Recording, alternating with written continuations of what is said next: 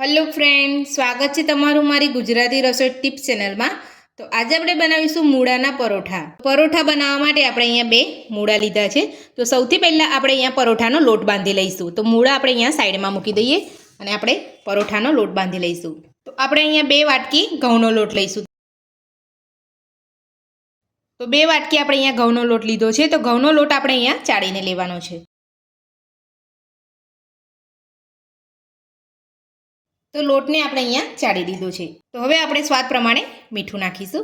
2 મોટી ચમચી તેલ નાખીશું। તો મોણ માટે આપણે અહીંયા તેલ નાખવાનું છે। મોણ નાખીને આપણે અહીંયા લોટ બાંધીશું તો આપણા પરોઠા એકદમ સ્મૂથ અને એકદમ સરસ બનશે।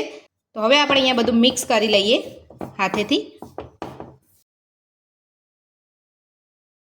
તો બધું આપણે અહીંયા મોણ સાથે આપણે અહીંયા સરસ મિક્સ કરી લીધું છે। હવે આપણે થોડું થોડું પાણી ઉમેરતા જઈને લોટ બાંધી લઈશું। આપણે અહીંયા પરોઠાનો લોટ બાંધીએ છીએ તો તમારે અહીંયા ખાસ ધ્યાન રાખવાનું છે કે આપણે લોટ જે કઠણ નથી બાંધવાનો, અહીંયા આપણે થોડો ઢીલો રાખવાનો છે। તો આપણે અહીંયા મૂળાનું આપણે અહીંયા સ્ટફિંગ ભરીશું તો એકદમ સરસ રીતે આપણે પરોઠા વણી શકીએ।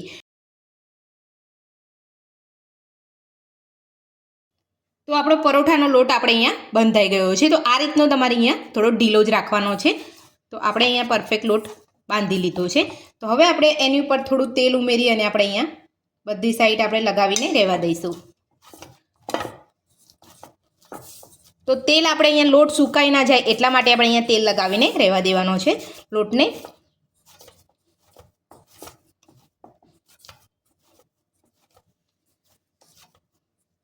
તો હવે આપણે એને ઢાંકીને સાઈડ પર મૂકી દઈશું।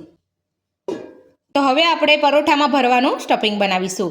તો આપણે અહીંયા એક મોટો મૂળો છે એટલે આપણે અહીંયા વચ્ચેથી કટ કરી લઈશું અને ઉપરની જે છાલ છે આપણે અહીંયા ચપ્પુથી કાઢી લઈશું।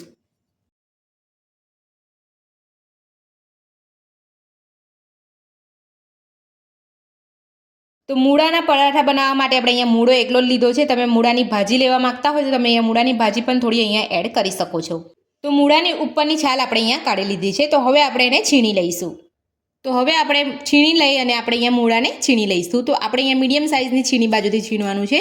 આ રીતે મોટી સાઇઝથી આપણે અહીંયા નથી છીણવાનું। તો મોટું મોટું છીણ પડશે તો આપણા પરોઠા આપણે ખાઈશું ત્યારે આપણે એકદમ સારા નહીં લાગે અને મૂળાનો જે ભાગ આવશે એના લીધે આપણો સ્વાદ બગડી જશે। અને આ રીતે આપણે અહીંયા છીણીશું તો એકદમ સરસ રીતે છીણાઈ જશે અને પરોઠા ખાવાની પણ આપણને ખૂબ મજા આવશે।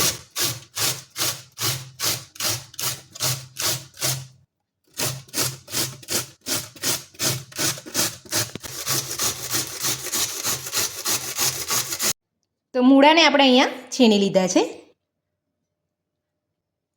તો હવે આપણે એમાં 1 ચમચી જેટલું મીઠું નાખીશું અને આપણે અહીંયા હાથેથી બધું જ મિક્સ કરી લઈશું।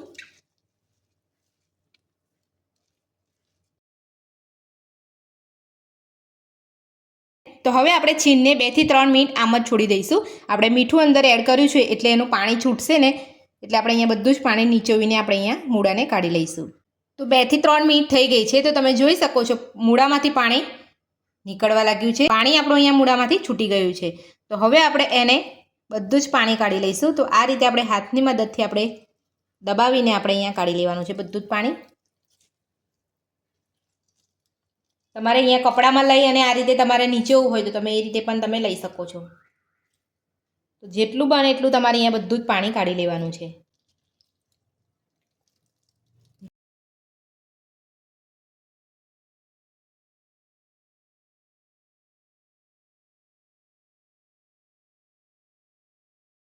તો આ રીતે તમારે મૂળાને છીણી અને મીઠું નાખીને 2 થી 3 મિનિટ રાખીને આ રીતે પાણી બધું જ કાઢી લેવાનું છે। કારણ કે મૂળામાં બહુ પાણી હોય છે। તો આ રીતે તમારે અહીંયા બધું સરસ પાણી કાઢી અને ત્યારબાદ જ આપણે અહીંયા ઉપયોગ કરવાનો છે છીણનો। તો તમે જોઈ શકો છો મૂળામાંથી કેટલું બધું પાણી નીકળ્યું છે।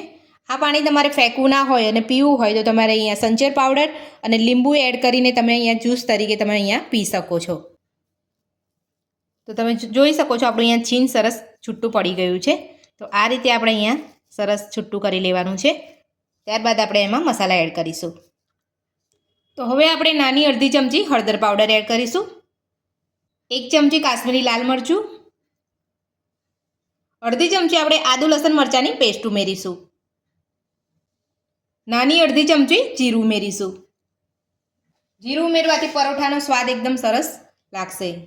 અને નાની અડધી ચમચી આપણે અહીંયા અજમો ઉમેરીશું. તો અજમાને આપણે અહીંયા હાથેથી ક્રશ કરીને ઉમેરવાનો છે. અજમો ઉમેરવાથી આપણા પરોઠા જલ્દી પચી જશે. નાની અડધી ચમચી આપણે અહીંયા ધાણા જીરું પાવડર ઉમેરીશું. અડધી ચમચી આપણે આમચૂર પાવડર ઉમેરીશું. તો આપણે અહીંયા મૂળામાં મીઠું એડ કરેલું એટલે આપણે અહીંયા તમારે અહીંયા મીઠું એડ કરો તો તમારે અહીંયા ખાસ ધ્યાન રાખીને એડ કરવાનું છે. તો આપણે અહીંયા 2 ચપટી જેટલું મીઠું એડ કરીશું. અને આપણે અહીંયા પરોઠાના લોટમાં પણ આપણે અહીંયા મીઠું એડ કર્યું છે.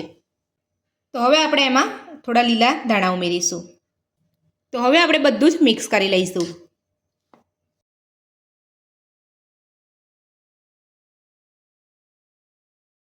તો આપણે અહીંયા બધું જ મિક્સ કરી લીધું છે. તો પરોઠાનું સ્ટફિંગ આપણું અહીંયા બનીને તૈયાર છે. તો હવે આપણે પરોઠા બનાવીશું. તો આ રીતે આપણે અહીંયા થોડો મસળી લઈશું. આપણે અહીંયા લોટને બહુ મસળવાનો નથી, આપણે અહીંયા લોટ બાંધીને જ મૂક્યો છે એટલે. તો હવે આપણે લોટમાંથી એક લુવો લઈ લઈશું.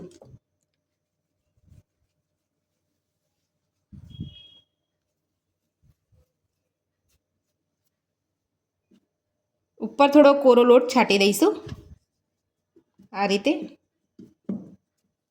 અને એક રોટલી વણી લઈશું.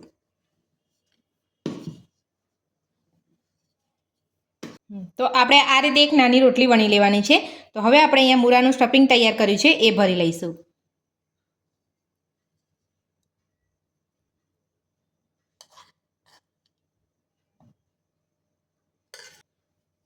બધી બાજુથી આપણે અહીંયા આ રીતે ભેગું કરી અને એક લુઓ વાળી લઈશું.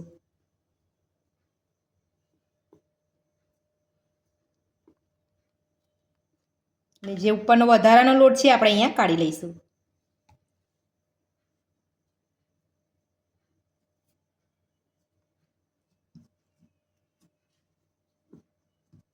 તો હવે આપણે મૂળાનો પરોઠો વણી લઈશું. તો આપણે અહીંયા વટામણ લીધું છે, આપણે અહીંયા ઘઉંનો લોટ લીધો છે અને આ રીતે આપણે અહીંયા થોડો થોડો આપણે લગાવી દઈશું. વધારે પડતો આપણે અહીંયા નથી લગાવવાનો. અને આપણે અહીંયા એકદમ હળવા હાથે પરાઠાને વણીશું.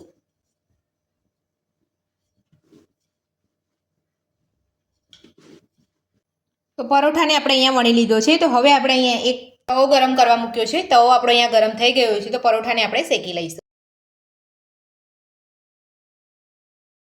તો હવે આપણે પરોઠાને અહીંયા એક બાજુ શેકાવા દઈશું, ત્યારબાદ આપણે બીજી બાજુ પલટાવીશું. તો હવે આપણે પરોઠાને પલટાવીશું.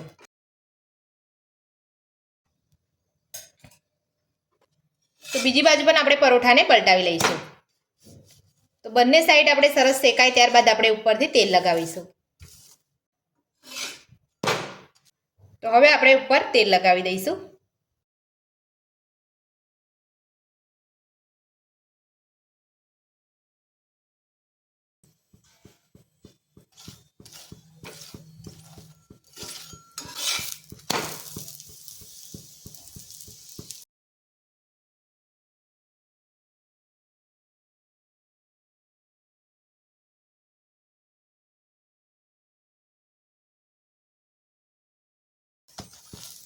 તમે જોઈ શકો છો આપણા પરોઠા એકદમ સરસ ફૂલીને તૈયાર થયો છે. તો આ રીતે તમે પરોઠા બનાવશો તો તમારા એકદમ પોચા રૂ જેવા પરોઠા બનશે અને સ્વાદમાં પણ એકદમ સરસ લાગશે.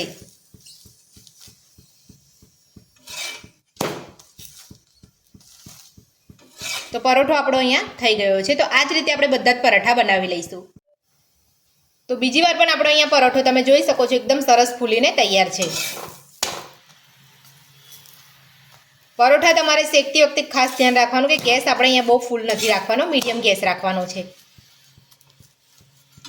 અને બંને બાજુ થોડા શેકાય ત્યારબાદ જ આપણે તેલ લગાવવાનું છે. તો આ જ રીતે બધા મૂળાના પરોઠા આપણે બનાવી લઈશું. તો બધા જ મૂળાના પરોઠા બનીને આપણા તૈયાર છે અને આપણે અહીંયા સોસ સાથે સર્વ પણ કરી લીધા છે.